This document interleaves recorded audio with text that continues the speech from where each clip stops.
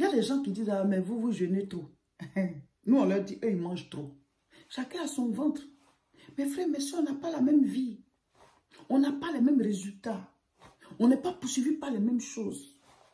Et même, il arrive aussi qu'il y a des pasteurs et des servants de Dieu qui ne comprennent pas trop le côté spirituel et qui trouvent que bah, là, vous jeûnez un peu trop.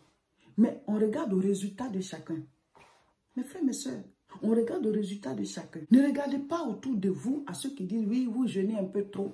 Quand Batimée a commencé à crier, fils de David, aie pitié de moi, fils de David, aie pitié de moi. Il y a des gens qui étaient là et disent, il faut t'aider. Bon, il crie là, vous, ça vous fait quoi?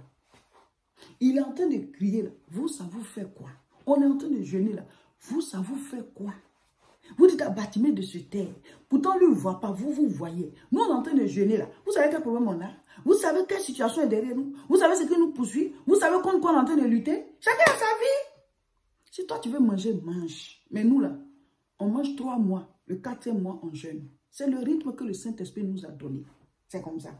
Mon mari et moi, le révérend Roger Seka, les jeûnes là, c'était ça. On jeûne personnellement par rapport à l'œuvre que Dieu nous a confiée. Parce que vous voyez comme ça, servir Dieu là, il faut que la main de Dieu t'accompagne.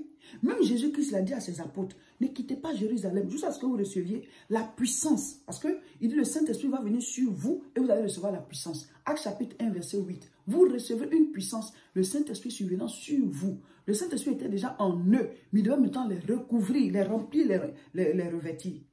Parce qu'on ne peut pas servir Dieu par nos propres forces.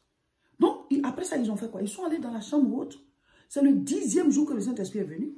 Donc, ils étaient dans la prière, dans la prière, dans la prière. Mes frères, mes soeurs, il y a des portes qui s'ouvrent par la persévérance, la détermination.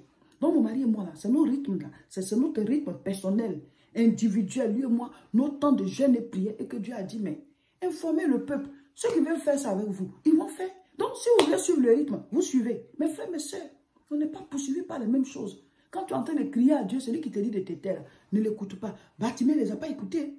Batimée ne les a pas écoutés. À ce moment, hop, le Seigneur a ouvert ses yeux. On n'est pas poursuivi par les mêmes choses. On n'est pas poursuivi par les mêmes choses. On n'a pas les mêmes destinées. On n'a pas les mêmes attaques. On n'a pas les mêmes Goliaths. On n'a pas les mêmes problèmes. Donc, Dieu, nous, on le cherche. On s'accroche. Jésus-Christ a dit quoi? Celui à qui on a pardonné beaucoup va plus s'aimer.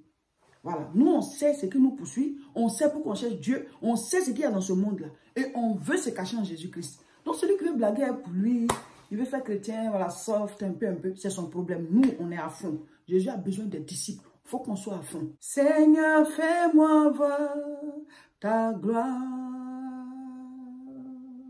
Seigneur, fais-moi voir ta gloire.